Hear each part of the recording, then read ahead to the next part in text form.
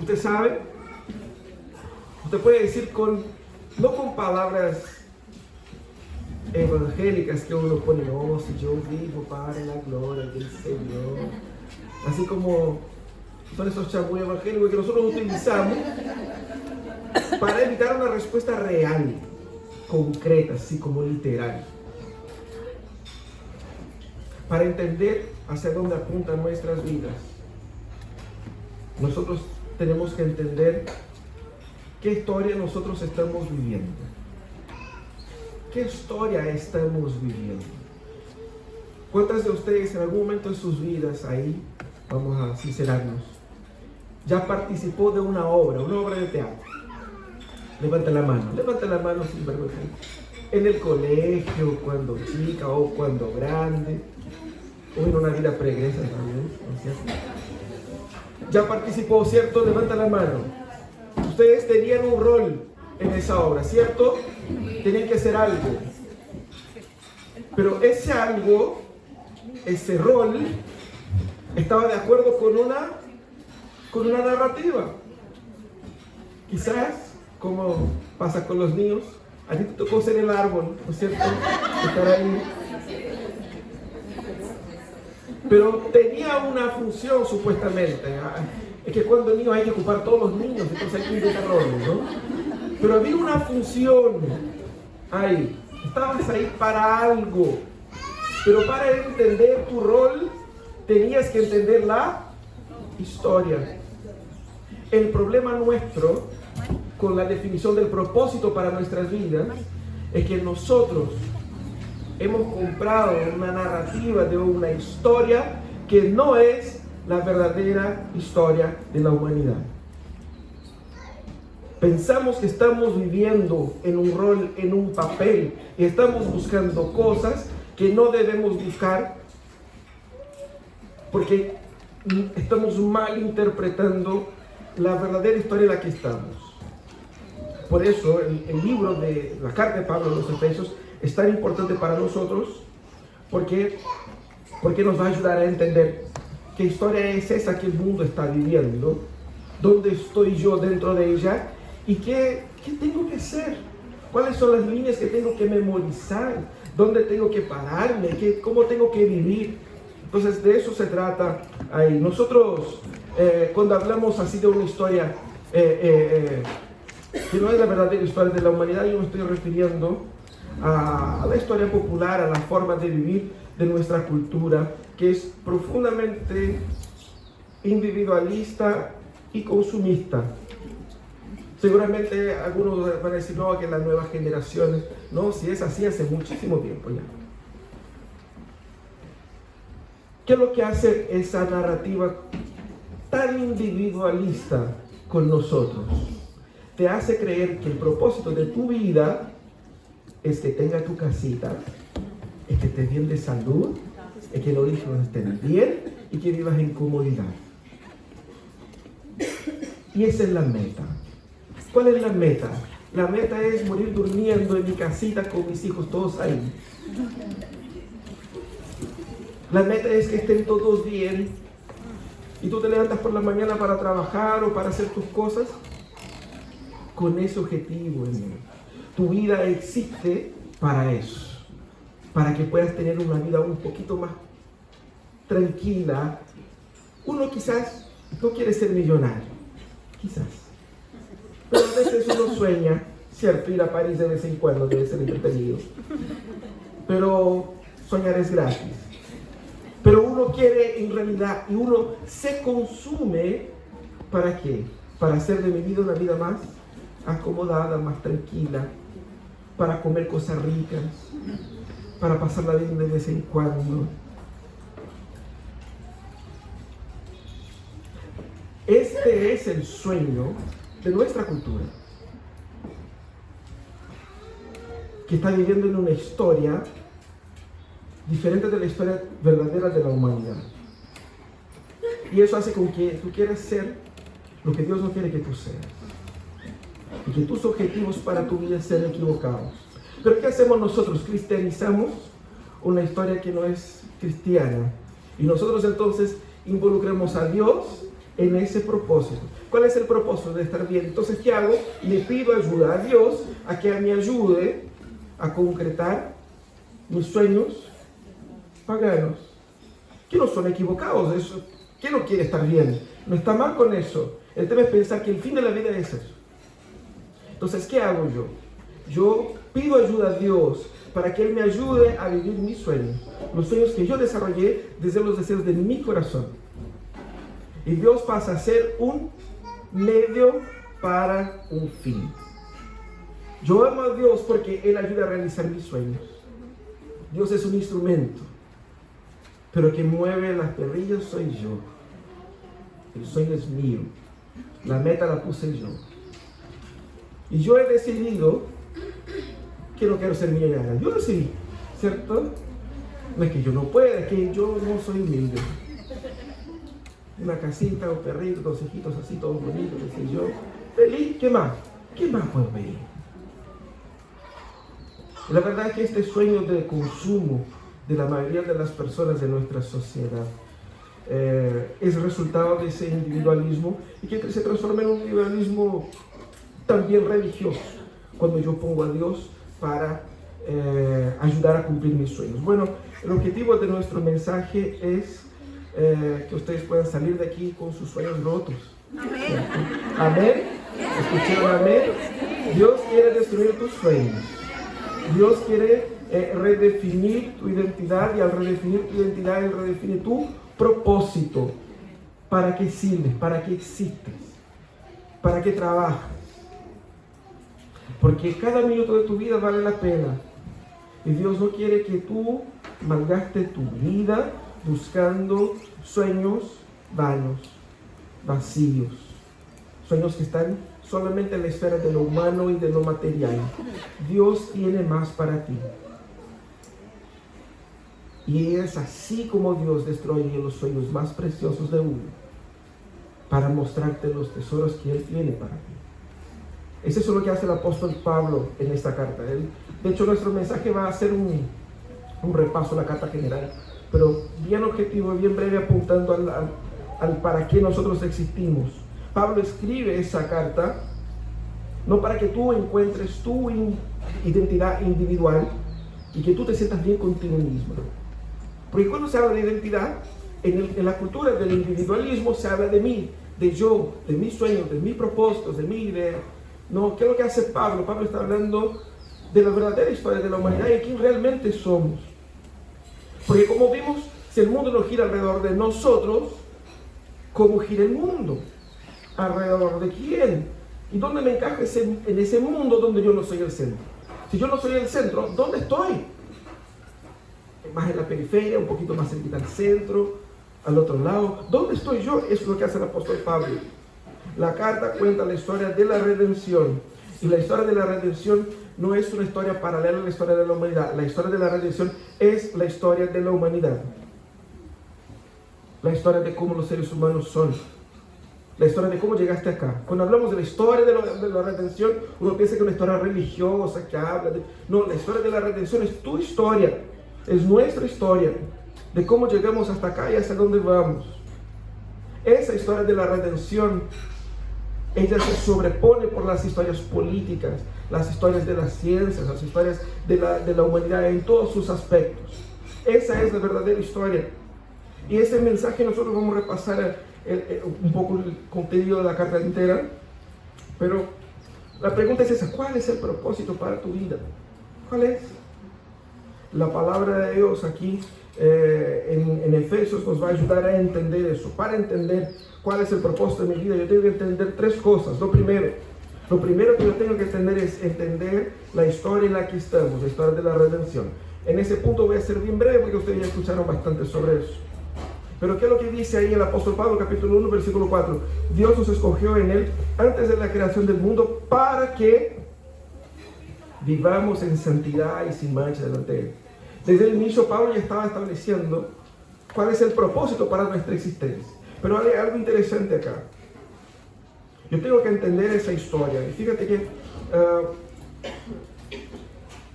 seguramente ustedes ya han escuchado historias, no de ustedes, personas que ustedes conocen, que en una noche de fiesta se fueron de copas, ¿cierto? Y tomaron de más.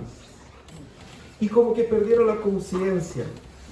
Pero no es que durmieron o desmayaron, sino que no se acuerdan de un rato de tontera durante un largo periodo, ¿cierto? Ustedes me escucharon historias, no ustedes, alguien por ahí, ¿cierto? El punto es, el borracho, él no sabe dónde está, él no tiene conciencia de dónde está, pero él está ahí. El mundo sigue ahí, los amigos, la gente sobria está ahí, pero él sin conciencia de quién es él, de dónde está y de cómo debe portarse, hace una serie de cosas desordenadamente. Eso es antinatural y cualquiera va a decir, no, eso está mal. Pero fíjate que el pecado provocó el mismo efecto en la raza humana. Porque ¿qué es lo que hizo el pecado, la entrada del pecado en el mundo? Nos descolgó de la realidad. ¿Sabe cómo? La serpiente llega para Eva y empieza con una fake news. Le empieza a decir, no es verdad que ustedes, no sé qué, y le viene con otra historia, con una otra narrativa y con otras promesas, ustedes serán dioses. Desde ahí entonces la humanidad empezó a vivir en ese mundo paralelo, como borrachos que están despegados de la realidad, de la sobriedad, viviendo como si el mundo fuera de una manera que no lo es. Eso es lo que tenemos que entender. El pecado nos aleja de la realidad de que existe un creador y que nosotros estamos condenados hasta que Cristo nos redima, y esa es la historia de la humanidad, Cristo redimiendo el mundo. Eso tenemos que entender. El pecado es, por lo tanto, esa desconexión de la realidad. ¿Y qué es lo que hace el apóstol Pablo aquí? Para decir quién nosotros somos, Pablo comienza diciendo en qué historia nosotros estamos.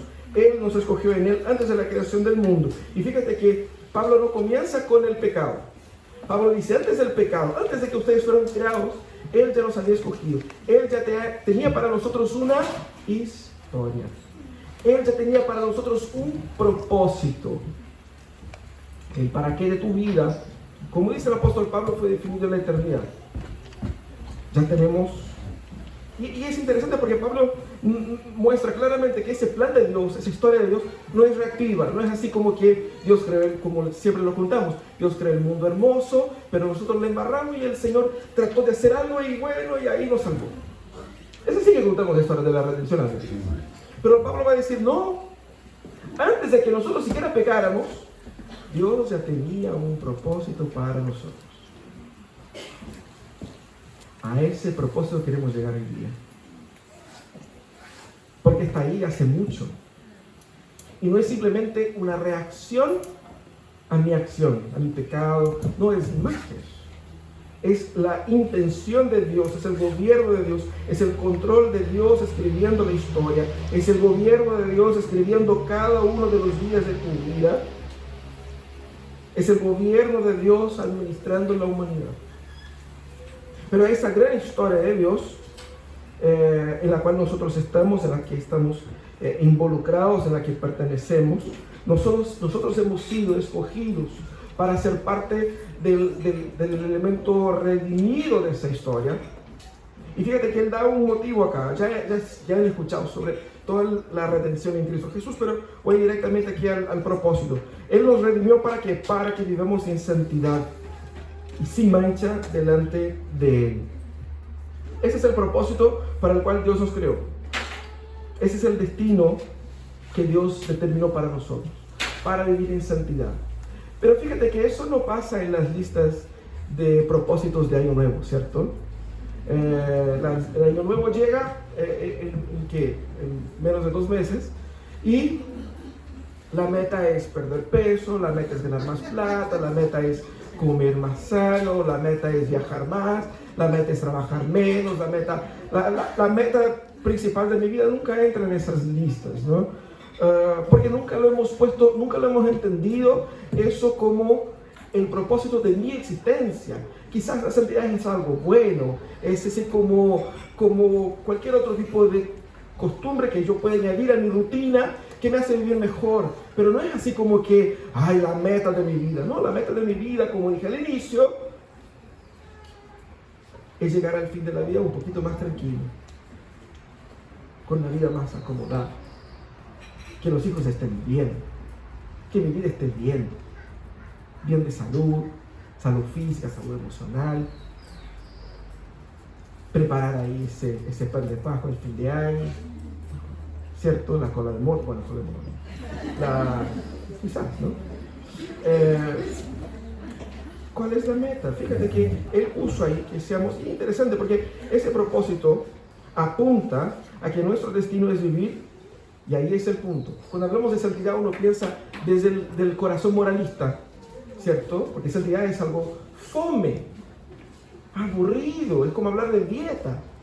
No sé si hay alguna nutricionista acá, perdón, pero es como hablar de dieta, ¿cierto?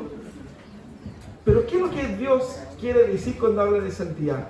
Dios quiere decir, ustedes fueron creados para ser como yo, para ser parecidos conmigo, para tener los mismos gustos que yo, para tener los mismos placeres que yo tengo. ¿Qué más un creador pudiera esperar de su criatura al haberla creado a su imagen y semejanza? Dios dice que la meta de Él para nosotros es que nosotros compartiéramos de la esencia de la divinidad, que seamos santos. Santidad es perfección a nivel de la moralidad, a nivel de la esencia del ser humano. Y a nosotros nos encanta lo perfecto. Una obra de arte, una canción hermosa, una comida deliciosa. Cuando algo es muy bien hecho, es muy bien apreciado. Por eso se paga tanto dinero por grandes obras de arte, por grandes obras de la culinaria, por grandes cosas y hechos que el ser humano hace, ¿sí o no? Porque uno aprecia, uno disfruta. Cuando uno come algo rico, hay una reacción química en nuestro organismo que produce felicidad. Cuando Dios habla que nuestro objetivo es ser santo, Dios está diciendo que Él quiere que nosotros participemos de la felicidad, del placer, de la percepción del gozo más absoluto posible. Es como si Él fuera a depurar nuestros sentidos para sentir olores que nunca hemos sentido. Como si nuestros ojos fueran a abrir a ver colores que nunca hemos visto. Antes era todo gris, todo medio tonos, 50 tonos, ¿cierto? Pero el Señor nos libró de esos. El Señor nos ha hecho ver una maravilla de colores, de sabores, de sentimientos. Dios quiere eso para ti. Sin mancha delante de Él, sin ningún tipo de culpa, totalmente purificados, restaurados, sin traumas, consecuentemente sin psicólogos, perdón. El Señor nos va a hacer sanos de la cabeza también. Ese es el plan de Dios para ti. Esa es la meta. Y esa es una meta concreta. Y el Señor ya está trabajando en esa meta.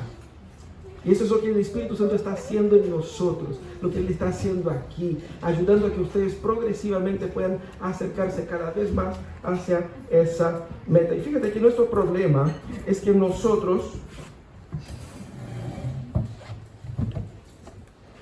queremos construir nuestra propia narrativa e incluir a Dios en ella. Nosotros queremos hacer la vida a nuestra manera, pero nosotros, creemos en Dios, entonces hacemos ese juego y ponemos Dios en nuestra historia. Porque eso de ser santo, eso es todo bonito, pero al fin del día uno quiere pasarla bien también. Entonces,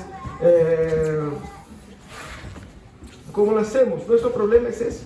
Construimos una narrativa diferente y buscamos la ayuda de Dios para que nosotros concretemos nuestros propósitos idólatras del corazón. Y eso es lo que el apóstol Pablo viene a confrontar aquí. La vida no es así, la historia no es así. Nosotros debemos dejar de imaginar Dios o la vida con Dios como una historia paralela que me va a ayudar a ser una persona mejor. Dios no quiere ayudarte a ser una persona mejor. Dios quiere deshacer a esa persona que eres y hacer de ti una persona nueva. Dios no quiere ayudar ni bendecir tus planes, porque Dios tiene otros planes para ti. Ese es el punto. Nosotros debemos entender en qué historia estamos. Primeramente, cómo yo saco provecho de esa historia. ¿Cómo entiendo esa historia? Un poco de lo que ustedes ya han visto. Primeramente, ustedes tienen que leer más la Biblia. Pero no leer la Biblia de una forma así como un ejercicio de autoayuda, para que me vaya bien en el día, para que haya algún insight que me haga pensar mejor y que me haga estar feliz. No. La Biblia no es un libro de recetas de autoayuda, de algo que te va a inyectar ánimo en tu día. La Biblia cuenta una historia y yo tengo que penetrar en esa historia, yo tengo que hacerme esa historia cada vez más viva en mi mente, en mi corazón, entenderla, navegarla, dominarla. Yo tengo que vivir esa historia. Porque la Biblia es el puente de contacto que yo tengo con lo divino. Es Dios hablándome a mí, es Dios quebrantando mis ídolos. Yo tengo que exponerme a Dios en la palabra. Yo necesito más de la palabra que de la comida. Ese es el punto. Necesito de la palabra de Dios, leer la palabra de Dios, conocer la palabra de Dios, crecer en la palabra de Dios. Tengo también que rechazar los propósitos que la historia común y corriente intentan imponerme a mí, que yo aprendí, que yo viví, que yo siento, que yo... Deja de conducir tu vida por lo que tú sientes. Conduce tu vida por lo que Dios dice. En la palabra, pero si usted no conoce la palabra, uno va a seguir con lo que siente. Ese es el punto acá. Vuelve a la palabra para poder vivir dentro, entender qué historia es esa que estamos viviendo. Para que usted pueda aprender la tele y entender qué está pasando en el mundo. Usted necesita leer la palabra de Dios. Porque la palabra de Dios dice quién gobierna este mundo. Pero nosotros prendemos la tele y vemos el mundo en caos y uno se desespera y que viene la pandemia y que vamos todos a morir y que desesperados y qué sé yo. Y cambia gobierno y viene gobierno y cambia economía y viene economía.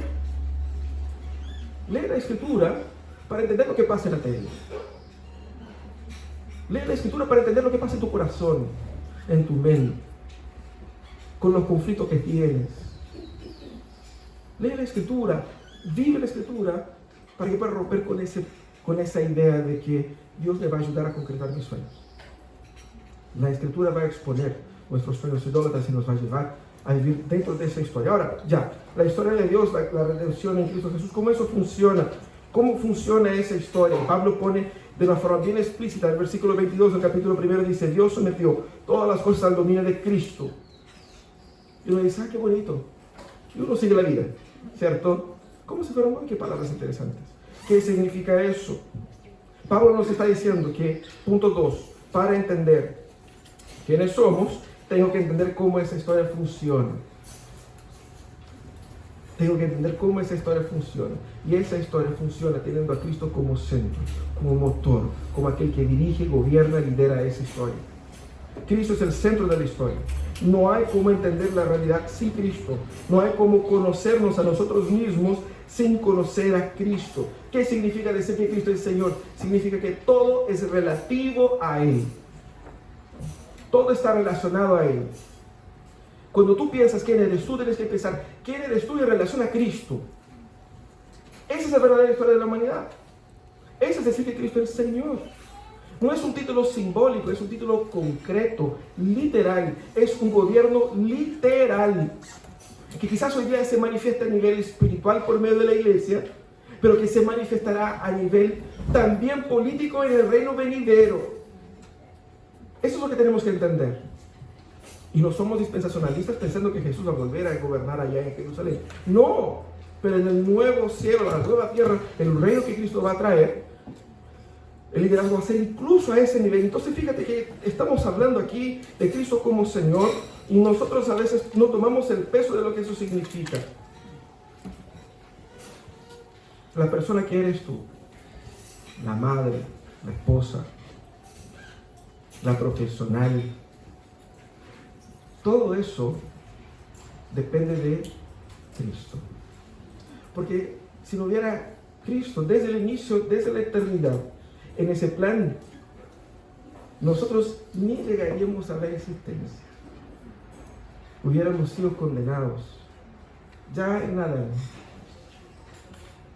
Cristo, y porque Cristo existe, y porque Cristo reina, es que nosotros podemos estar aquí sentaditos tranquilos, escuchando de su palabra. Es porque tú puedes volver a tu casa, a criar tus hijos, a hacer tus cosas. El nivel en que nosotros dependemos de Cristo para existir es absoluto. Absoluto. Porque Él gobierna también tu casa, la empresa donde trabajas, la escuela donde van a tus hijos, el país en donde vives. Él gobierna por sobre todo. Entonces no puedes imaginar tu vida sin imaginar la influencia de Él en todos esos aspectos. Vamos para allá. Fíjate que todo valor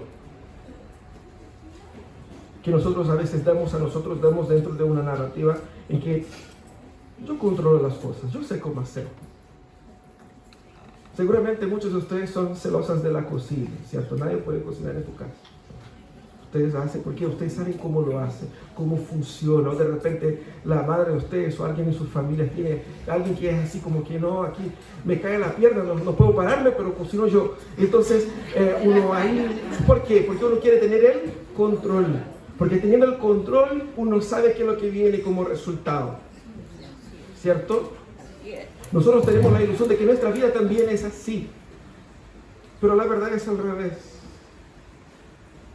Todo valor, todo propósito, todo sentido depende de quién eres tú en Cristo. Descubrir quién es Jesús es más importante que descubrir quién eres tú.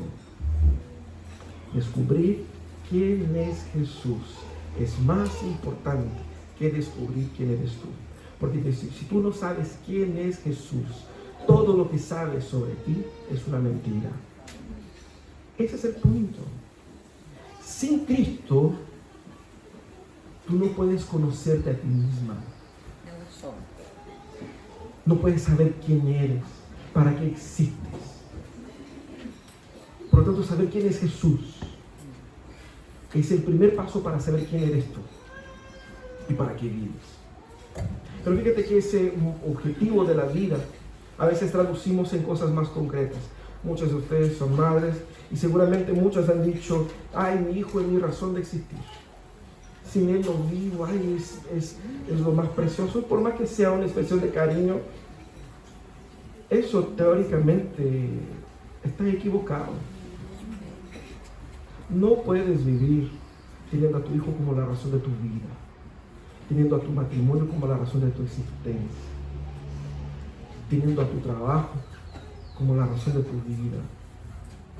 No puedes existir teniendo cualquier otra cosa que no sea Cristo mismo como la razón última de tu existencia. Porque Cristo mismo dijo en Lucas 24:26, si alguno viene a mí y no sacrifica el amor a su padre, a su madre, a su esposa, a sus hijos, a sus hermanos, a sus hermanas y aún a su propia vida, no puede ser mi discípulo.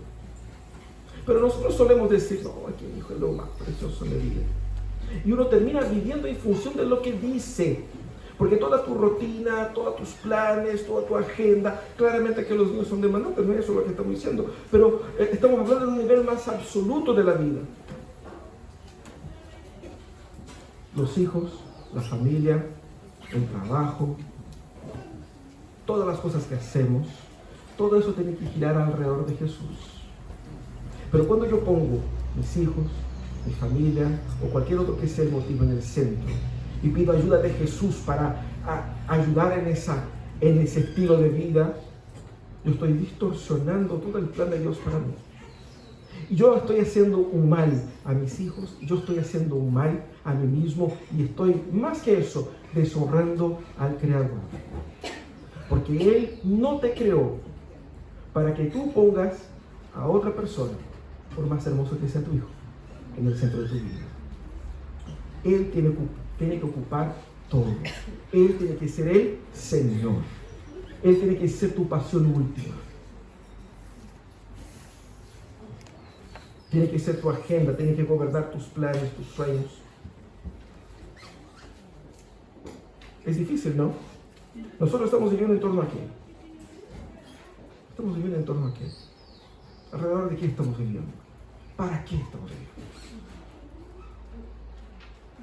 Pero Pablo va más allá y dice: Cristo es, Dios sometió todas las cosas al dominio de Cristo y dio como cabeza de todo a la iglesia. Pablo interesantemente habla mucho de la iglesia en ese texto y nos complica. ¿Por qué nos complica? Porque mientras Pablo está hablando de nosotros, cada uno entiende como que si es una verdad que yo aplico en mi vida personal, individual, en lo privado y como yo siento. Pero Pablo va a decir, como la Biblia lo va a decir, que todo el plan de Dios no se trata de ti como individuos. El plan de Dios siempre es para un pueblo. La relación de Dios con el ser humano nunca fue una relación individualista. Para que tú sientas en tu corazoncito y tu personalito con Diosito arriba y que tengas una conexión, tú con Él y ya está. No es así. Dios establece con el ser humano un pacto. Él establece un pacto con individuos. No, Él establece un pacto con un pueblo. Él llama a Abraham. Él hace un pacto con Abraham, pero Él hace un pacto con el pueblo a partir de Abraham. Es un pueblo. Siempre es un pueblo. ¿Por qué habla tanto la Biblia de pueblo? Después viene Jesús y forma un grupo de discípulos y luego iglesia. ¿Por qué? Porque Dios se relaciona con nosotros por medio de este reino, de este pueblo, de esta comunidad. Y nosotros experimentamos a Dios, conocemos a Dios y recibimos la gracia de Dios por medio de una relación comunitaria con Él. Tú no puedes ser cristiano 100% sin iglesia, fuera de la iglesia, porque la iglesia es el plan de Dios. Y Cristo viene a redimir su iglesia. Él la llama novia de Cristo. Él la llama su propio cuerpo. Por lo tanto, el propósito para tu existencia está necesariamente vinculada a la iglesia. Pero nuestra mente escucha iglesia y piensa en una relación utilitaria que a veces tenemos con la iglesia. Es decir, la dinámica de cómo me voy a sentir, qué es lo que hay, qué es lo que voy a hacer, los cargos que tengo que ocupar y las cosas que... Y es una relación utilitaria porque yo vengo desde antes pensando que Dios es mi ayudante para concretar mis propósitos. Si Dios es mi ayudante para concretar mis propósitos, la iglesia es una piedra de tropiezo en muchas ocasiones para este fin. Porque si lo que yo necesito es simplemente que Dios me ayude a realizar mis planes, y mis planes, la meta de mi vida es vivir una vida tranquila, la iglesia no me está ayudando a eso muchas veces. A veces sí, pero muchas veces no. Y muchas veces no sabemos qué hacer con la iglesia. Es bueno estar ahí, pero en la cabeza de muchos es bueno como, no sé, como una asociación de barrio, como el Rotary, como, no sé, el grupo de amigos. Es algo parcial, algo que puede ser bueno, puede que no, y yo voy de vez en cuando, y me siento bien, a veces no, y cuando no me siento bien no voy, no sé. Tenemos que cambiar la perspectiva que tenemos de la iglesia, porque ¿qué es lo que dice acá? La iglesia es la comunidad de todas aquellas personas que fueron redimidas por Jesús. Es el reino del rey y es el intermedio, el medio por el cual Él hace cumplir en el mundo sus propósitos. Y por mundo, eso incluye a ti. Porque cuando dice que Dios sometió todas las cosas al dominio de Cristo, incluye a ti y a tus planes al dominio de Cristo. Y Cristo viene y es la cabeza de la iglesia, es decir, si el plan de Cristo es la iglesia y tú estás debajo de Cristo, para estar con Cristo tienes que estar en la iglesia. Tus planes están ahí. Pero nosotros hemos separado las cosas. Hemos fragmentado. El ser humano es tan individualista que logró fragmentar la realidad. Tengo iglesia acá, familia acá, trabajo acá, como si fueran mundos y cosas separadas. ¿Qué es lo que dice Pablo en esa carta? No están separados. Es una sola cosa en Cristo. Tu labor de madre, tu labor de esposa, tu labor de profesional y tu labor de discípula de Jesús están unidos bajo la prioridad de Jesús por sobre todas esas cosas.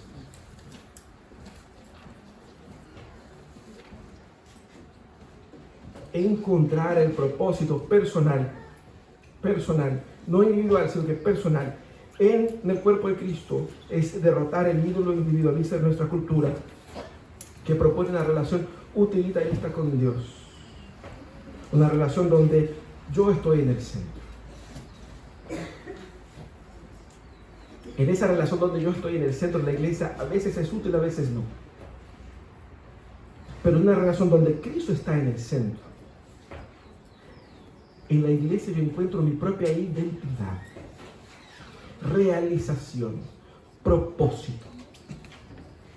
Por lo tanto, la identidad, el para qué final, no se trata de ustedes como individuos, pero se trata de ustedes como mujeres de Dios, discípulas de Jesús, que son parte de este cuerpo, la iglesia de Cristo.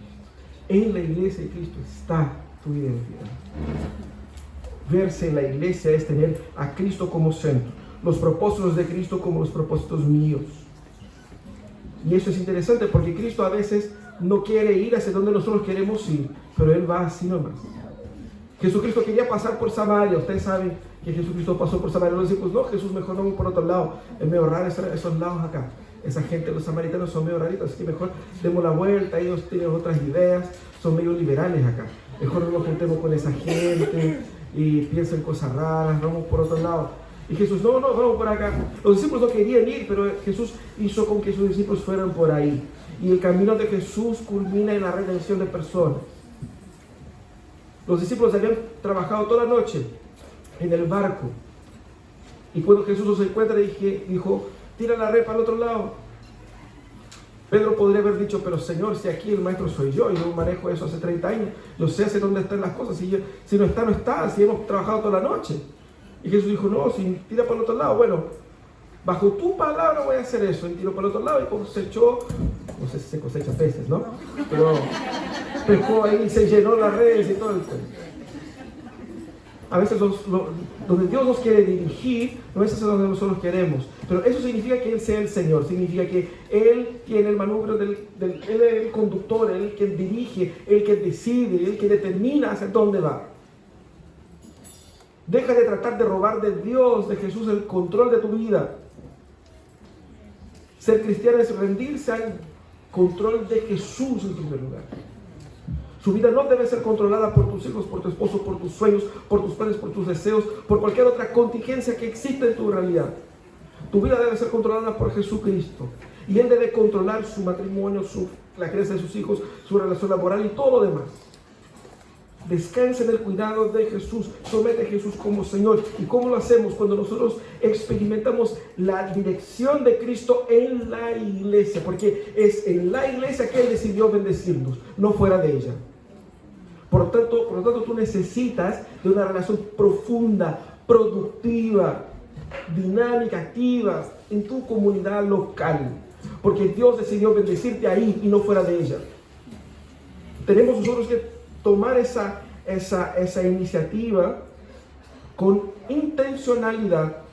Tenemos que poner fin a esa intermitencia del 2x1. Va un domingo, falta 2, ¿cierto? Hay unos que son más generosos, están 6x1, ¿cierto? Va un domingo, falta 6. Tenemos que poner fin a esa intermitencia, porque esa intermitencia es algo que Satanás permite que crezca en nosotros para que tengamos la percepción de que estamos con Dios, pero estamos tan distantes de Él que no sentimos su presencia y nos debilitamos espiritualmente. Tú necesitas la iglesia necesita a ti. Y el plan de Dios para ti se cumple en el contexto y en la experiencia de la comunidad local. Ame, sirva, contribuya, sé regular, sé frecuente.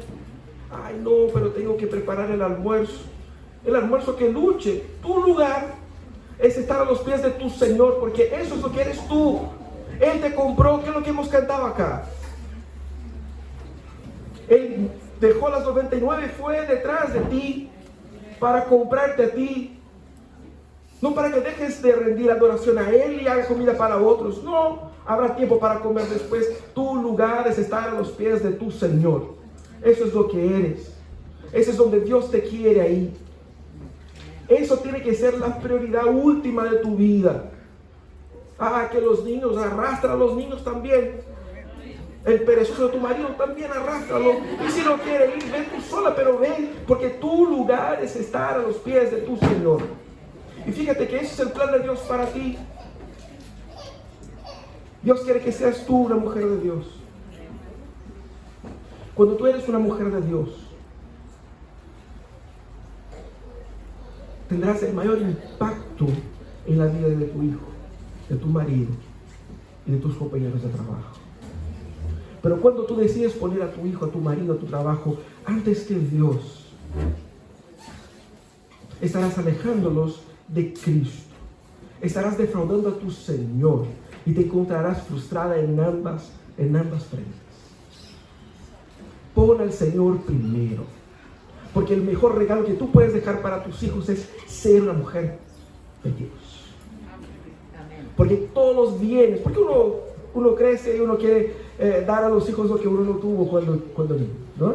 Y uno quiere dar una mejor vida, una mejor calidad, lo mejor que puedes dar es que tú seas una mujer llena del Espíritu Santo, que ora por ellos, con ellos, y que insiste y lucha con ellos para que ellos sean también hombres y mujeres de Dios. Porque esas cosas no se pierden. Ellos se olvidarán del colegio caro que sacaste la mugre para pagar, ellos se olvidarán de la comida, de que estás comiendo pura galleta rica y qué sé yo. Ellos no se acordarán de eso. El legado que tú puedes dejar más precioso es tú ser una mujer de Dios. Lo que va a salvar tu matrimonio es tú ser una mujer de Dios, llena del Espíritu Santo. No hay magia, es el poder del Espíritu Santo que salva matrimonios. Eso es lo que Dios quiere para ti. Y la iglesia te ayuda a eso, la iglesia te potencia a eso. La iglesia te va a presionar, la iglesia te va a tratar, la iglesia te va a confrontar para que tú seas la mujer que Dios quiere que tú seas. Dios está trabajando en ti por medio de la iglesia. No huyas de Dios, porque mucha gente no va a la iglesia para huir de Dios como hizo Jonás. Para no ser confrontado, tratado, para que no hable de mis pecados, para que consciente o inconscientemente uno está así. Ese es el plan de Dios para ti en la iglesia. Pero el tercer aspecto, y aquí es donde Pablo va a la parte práctica, todo eso de lo que estoy hablando, los capítulos de 1 a 3, el capítulo 4, Pablo entonces pone en términos concretos la parte práctica de su carta. Para entender, para saber cuál es el propósito de nuestras vidas, tenemos que entender la historia en la que estamos. Tenemos que entender cómo esa historia funciona, pero también tenemos que entender cómo vivir esa historia, cómo vivir ese nuevo estilo de vida, esa nueva humanidad. Muchas veces nosotros en nuestras iglesias hacemos ¿qué? Saltamos los capítulos de 1 a 3, porque es mucha teología, y vamos a la parte práctica, ¿cierto?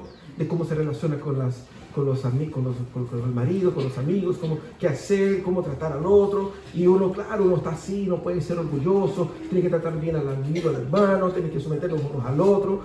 Pero se olvida que esa parte práctica es la consecuencia de la parte de la obra del Espíritu Santo, que fue detallada en los capítulos 1 a 3. Pablo dice en versículo 1, capítulo 4, dice: por eso yo, que estoy preso a causa del Señor, les ruego que vivan de una manera digna del llamamiento que han recibido. Con esa expresión, él inicia toda la sesión práctica de la carta hasta el capítulo 6. Vivan de la manera digna del llamamiento que han recibido. ¿Qué significa eso? Primeramente, vivir de la manera digna del llamamiento que Dios nos llamó. Vivir esa vida que Dios quiere que vivamos, que Él mismo potencia por su Espíritu en nosotros. Comienza con la búsqueda de la unidad en la iglesia. Fíjate que es en la iglesia es clave. Cristo derrama en la iglesia sus propósitos. Y a través de la experiencia en la iglesia es donde la sanidad llega a todas las demás áreas de mi vida. Porque todas las áreas están conectadas. Es una unidad. Él dice: busquen la unidad de la iglesia. Tengan un corazón dócil. Sean amigables uno al otro. Es decir, contribuir para la unidad en su comunidad local. Es una expresión de la adoración a Dios. Para que usted pueda cumplir los propósitos de Dios en tu vida, tienes que ser una persona pacificadora, unificadora. Deja de caúr, deja de hablar mal, deja de cultivar rencor en el corazón. Y que a mí no me llaman, que a mí no me cuidan, que a mí no me sé qué, y que no me gusta, y que la planta así, que a mí me dijo, y que a mí no me dijo, y que llora. Sea una persona que cultiva el amor en la comunidad. Porque esa idea de la comunidad perfecta donde vamos y todos nos van a tomar en los brazos y nos van a hacer dormir, eso no existe. Nosotros tenemos que despertarnos para la realidad de que la iglesia es un ambiente de construcción. ¿Usted ha ido a una obra de construcción? Nosotros estuvimos en Pródigo, y todavía estamos, ¿no? Ahí en eso, hace 6 años que estamos construyendo algo, ¿cierto? Pero yo me acuerdo los primeros años ahí, 2017, 18, donde estábamos lanzando las bases. Ambiente de construcción es una locura porque hay mucha suciedad. Hay que derrumbar cosas, hay que romper cosas. Nosotros teníamos que limpiar la iglesia después de que los obreros pasaron la semana echando mugre ahí. Teníamos que llegar ahí y pasar. Y la escoba, y no había escoba suficiente para tanta suciedad. Iglesia local de construcción, de vidas rotas, de personas que están destruidas, afectadas. La iglesia es ese ambiente de donde Dios está haciendo algo, pero las vidas están ahí en ese proceso. Y tú eres una de esas vidas, y Dios está tratando contigo. Por lo tanto, la predisposición de ser una persona que va a trabajar por la unidad presupone que hay una tensión, hay una crisis en la comunidad en la cual Dios derrama su vida. Y Él te llama a ti para que sea un agente constructor y no destructor. Porque pucha que hay gente que destruye. Yo como pastor puedo decir que en muchas ocasiones podemos encontrar en la vida de la iglesia personas que uno está orando, Señor, lleva a este hermano. No necesita ser para la gloria, puede ser para la iglesia del vecino, pero llévalo. Que vaya, ¿cierto? Si no da frutos aquí, que no dé frutos en otro lado. No seas esa persona. Seas ese tipo de persona que tu pastor esté orando, Señor, bendice a esa hermana, que no muera nunca. Dale fuerza para que viva 50, 60, 80 años más. Porque pasas a ser una persona que está sumando, apoyando, aportando en la construcción de vidas. Eso es la búsqueda de la unidad. Eso es lo que él habla en el inicio capítulo 4. Después, más adelante, él va a poner un énfasis bastante grande en el contraste que debemos tener entre nuestro estilo de vida y estilo de vida que nosotros abandonamos en el pasado. Debemos ser imitación de Dios. Él llama así. Debemos imitar a Dios en contraste con esas obras. El verdadero discipulado implica en abandonar toda forma de ser, hacer, pensar del pasado. Abandonar, él hace una lista de malas obras que debemos abandonar. Y una lista de cosas que nosotros debemos buscar.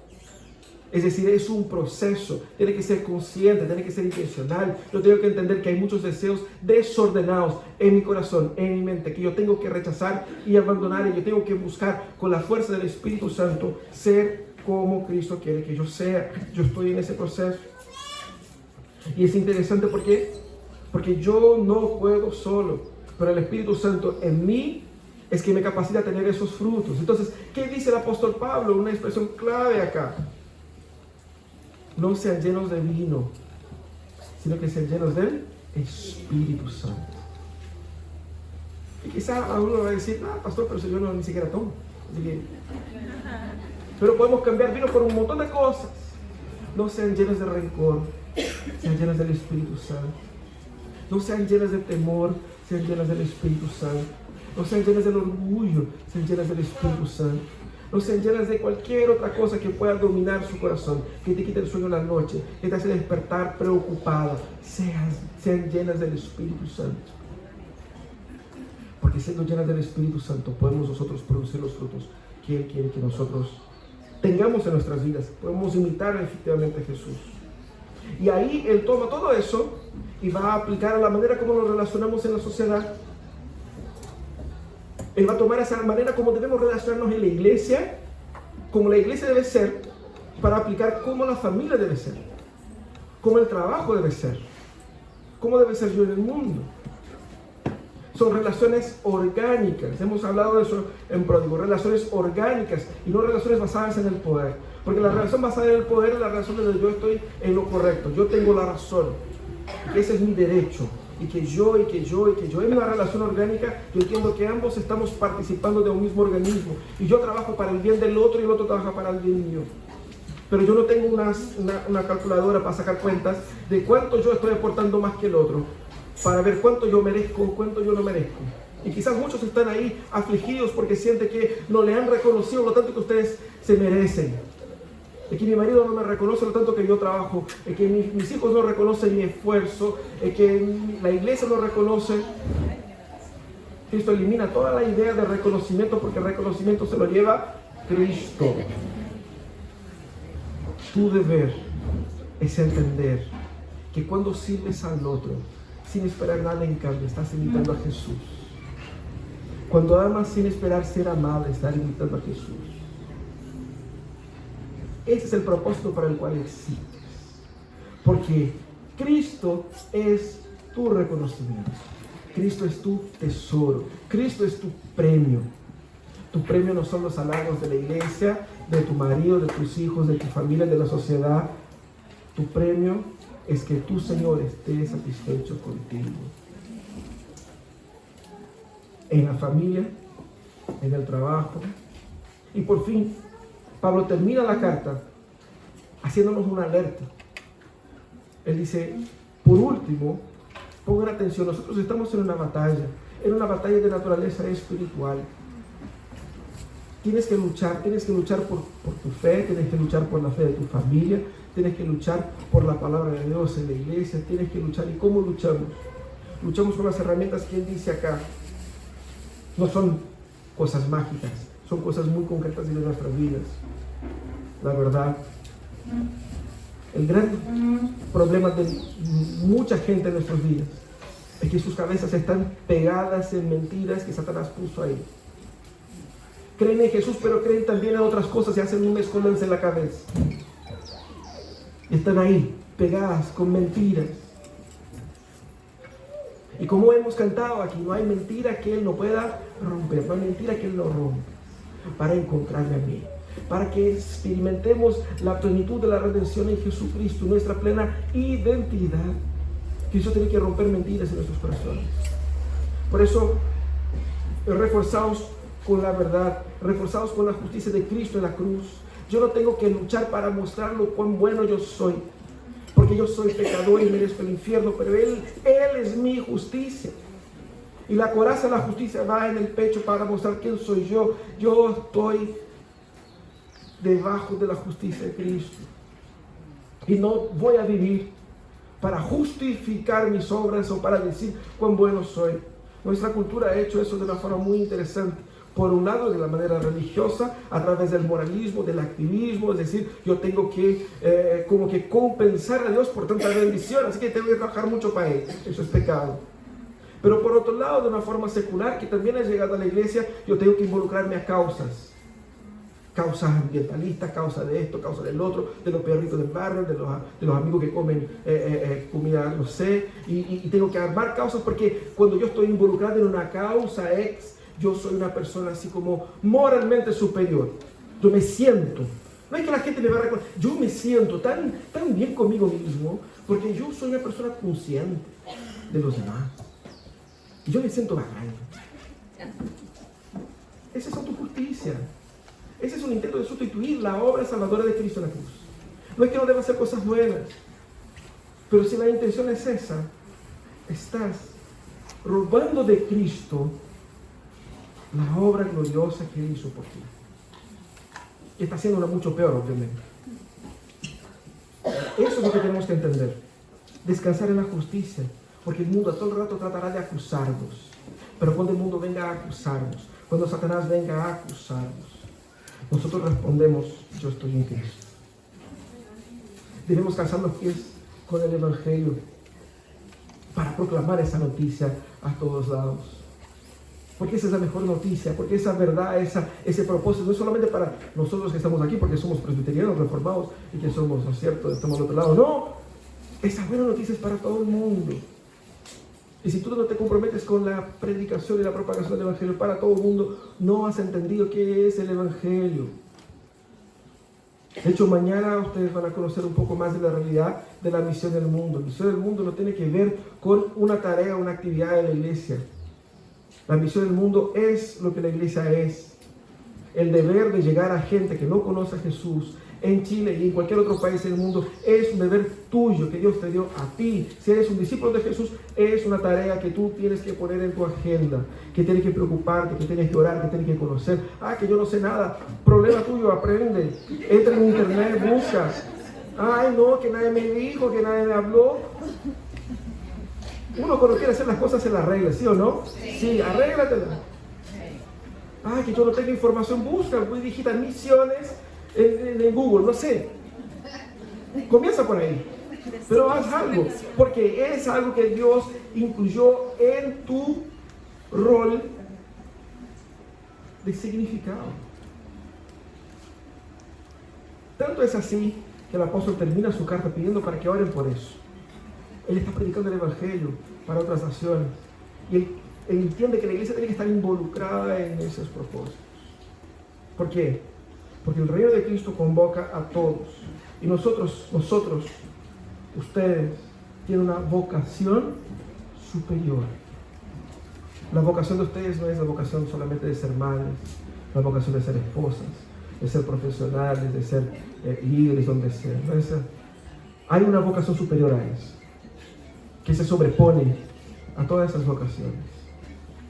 Es la vocación de ser seguidora de aquel que te salvó. Tu vida tiene un propósito, y el propósito de tu vida es estar a los pies de tu Salvador, cumpliendo los propósitos de Él en su vida. Cuando vives así, bendices a tus hijos, a tu marido, a tu familia, a tus compañeros de trabajo. Eres un instrumento de sanidad, de restauración, y en ese proceso todo Dios te va sanando, Dios te va restaurando, Dios te va librando de las amarras, de las mentiras, de los traumas del pasado, para hacerte la mujer que Él quiere que tú seas. Ese es ahí donde tienes que estar. Por lo tanto, ¿cómo terminamos todo eso? ¿Cómo aplicamos? Primeramente, reencuentra tu propósito en la palabra. Lee la Biblia con otra cabeza, no con versículos así separados. Léelo de inicio al final. Métete, que yo no entiendo. Bueno, no entiendes al inicio, pero a la medida en que vas leyendo mucho, vas entendiendo más, ¿cierto? Es natural ese proceso. Y es así, porque tú tienes que crecer en el conocimiento de la palabra. No es posible que puedas estar 50 años de la iglesia y no puedas enseñar a otro nada de la palabra. No es posible, no tiene lógica. Horas y horas y horas de sermones, de estudios, de clases y todo eso. Y puede hacer una cosa que yo no sé. ¿No? ¿Cómo que no sabe? ¿Qué está haciendo todos esos años en la iglesia? Aprende. ¿Sí o no? Sí, amén. No es muy tonto lo que estoy diciendo. Estudia la palabra, lee la palabra. Dios ha dado a ustedes la capacidad de estudiar, de aprender y de crecer, para que tú puedas dar consejos sabios a las más jóvenes, para que tú puedas dar un consejo más consciente a tu marido si él es muy desordenado, para que tú puedas hacer un aporte a tu iglesia, para que puedas ser un instrumento de bendición y no de desorden. También somete al discipulado de Jesús al servicio de la iglesia. Sea instrumento de unidad.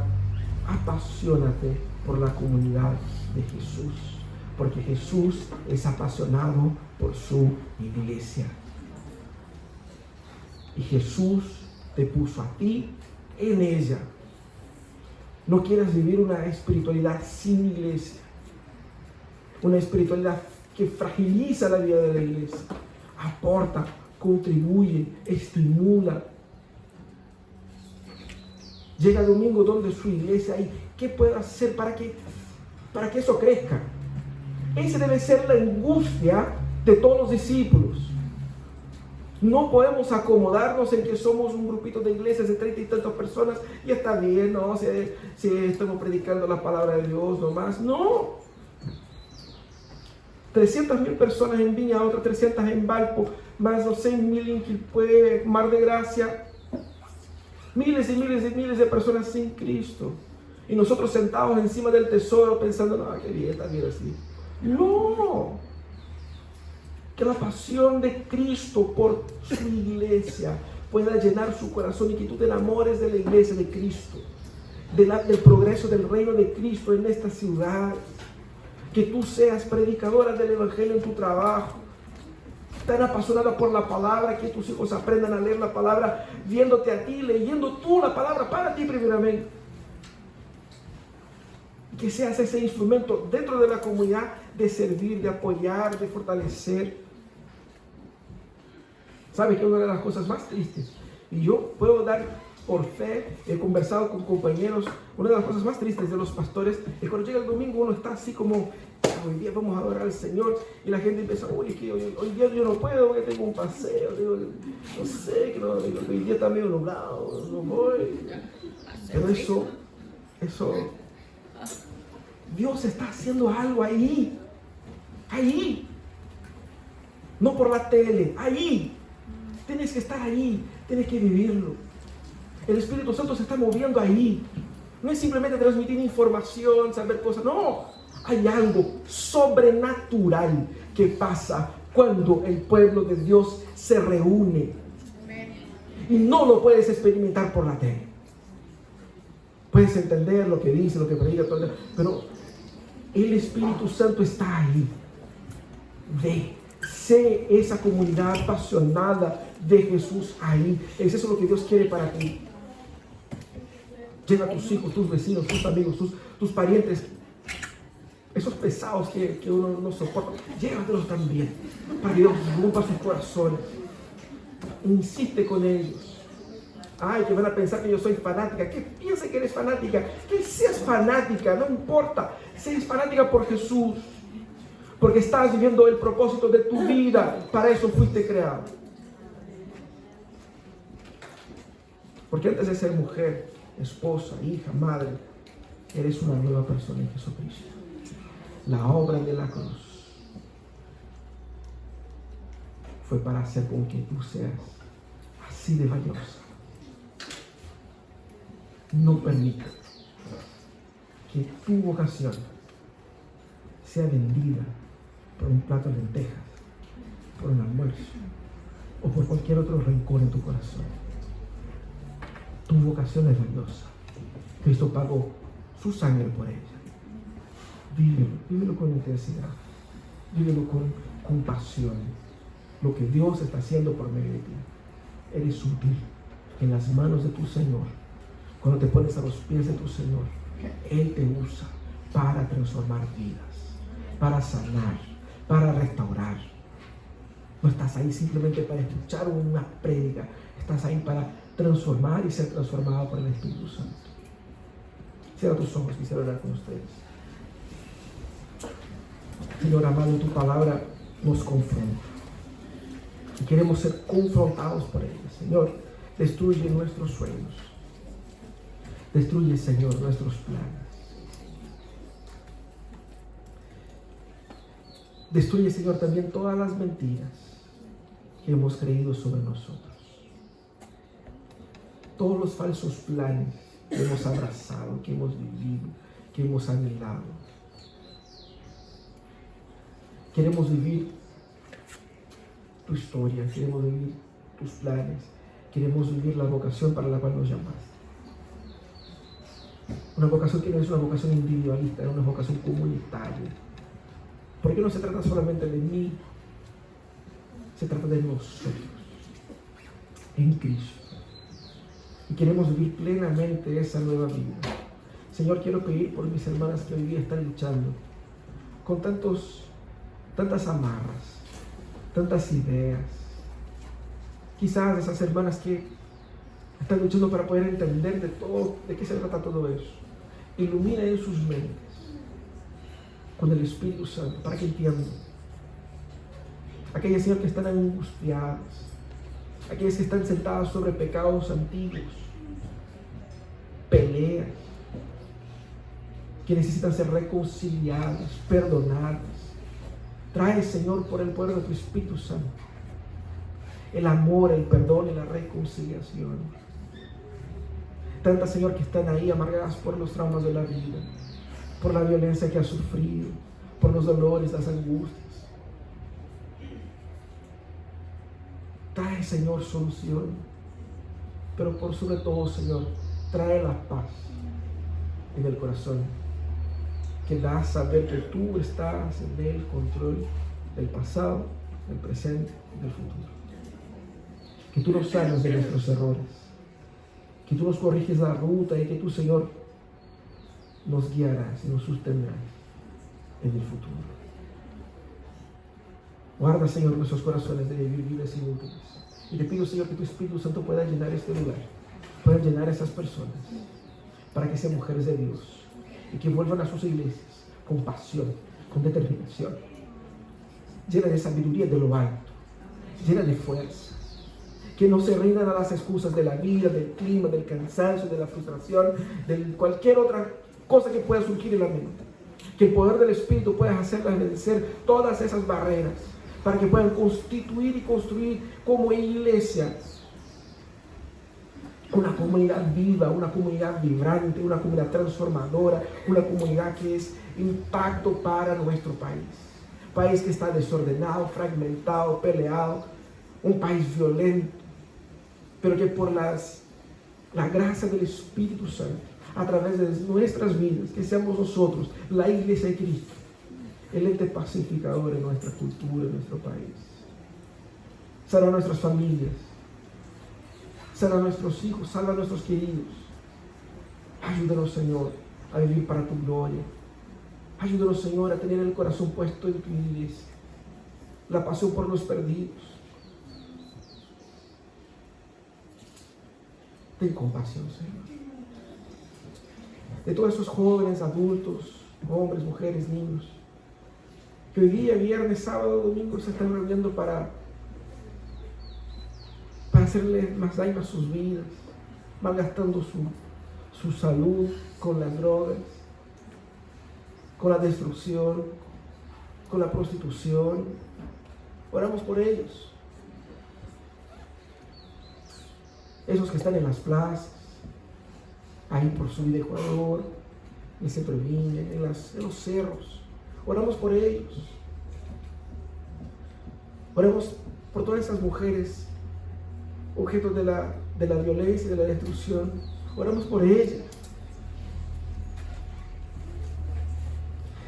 Despierta en nosotros pasión por tus hijos perdidos, pasión por este mundo desordenado.